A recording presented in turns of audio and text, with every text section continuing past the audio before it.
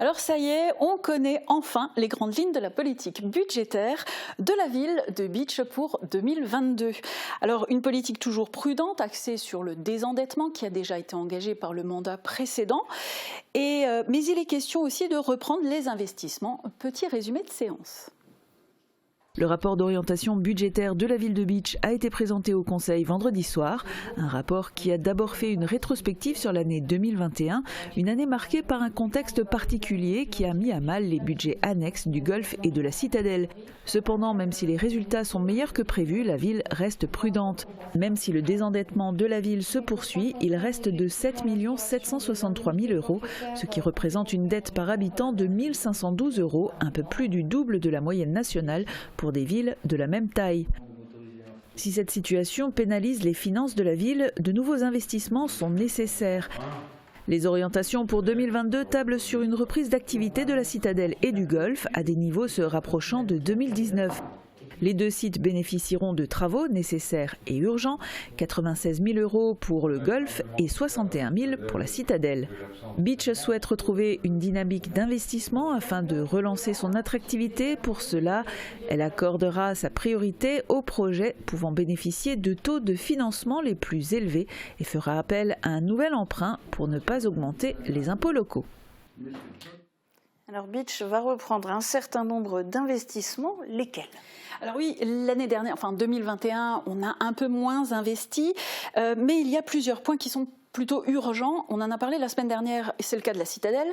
Et puis au Golfe également, il a besoin d'un coup de neuf, alors notamment sur le terrain pour qu'il soit praticable et qu'il reste attractif. Il y aura donc le gros chantier de requalification du centre-bourg dont on parle depuis des mois. Et puis il y a d'autres travaux de voirie, d'éclairage public qui ce sont des programmes sur plusieurs années.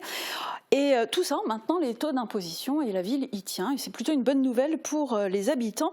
Et puis, il y a la reprise de quelques projets comme la vidéosurveillance qui avait été lancée, évoquée par l'ancienne mandature. Et la chaufferie pour les bâtiments autour de l'hôtel de ville dont on reparlera, mais on n'a pas encore de détails.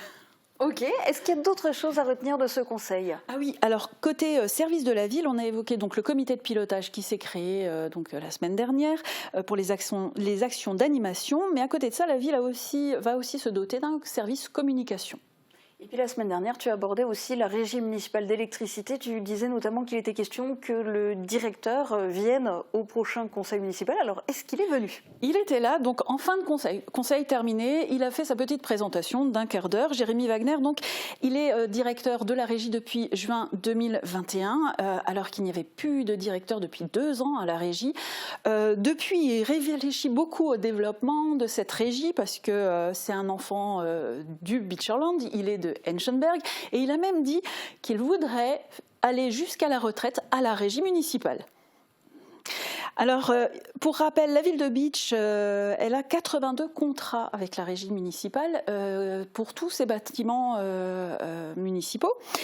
Jérémy Wagner, il a expliqué surtout 3 points. Donc déjà, il faut absolument rénover le réseau d'électricité parce que c'est la régie qui s'occupe donc du transport de l'électricité.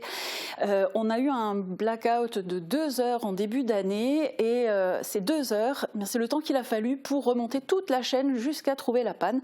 Donc la rénovation avec des équipements un peu connectés serait bienvenue pour justement réduire ces... Ouais, ça éviterait des pannes et ça permettrait de les trouver plus rapidement. De les trouver surtout plus rapidement.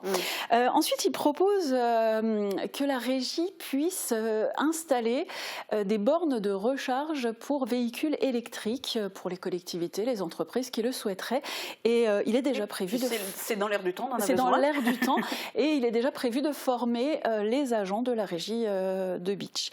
Et enfin, il doit rencontrer aussi dans les jours qui viennent Enedis pour un partenariat, on va dire, humain, parce que quand il y a une panne sur le réseau électrique dans le pays de Beach, On a l'habitude d'appeler la régie municipale de Bitche, mais en fait, elle ne peut pas intervenir en dehors de son réseau propre. Du coup, il serait peut-être intéressant, et c'est ce qu'a évoqué Jérémy Wagner, d'avoir ce partenariat avec Enedis, que quand il y a une panne quelque part, les agents de Bitche pourraient intervenir ponctuellement. Ça pourrait aussi aller plus vite pour réparer. Eh bien, idée à développer et à suivre. Merci beaucoup, Catherine, pour ces explications. Et puis, on te revoit sur ce plateau mercredi, au lendemain du prochain conseil municipal de Bitche, puisque demain soir, il y aura le vote du budget primitif. Donc, tu viendras nous dire ce qui s'est passé.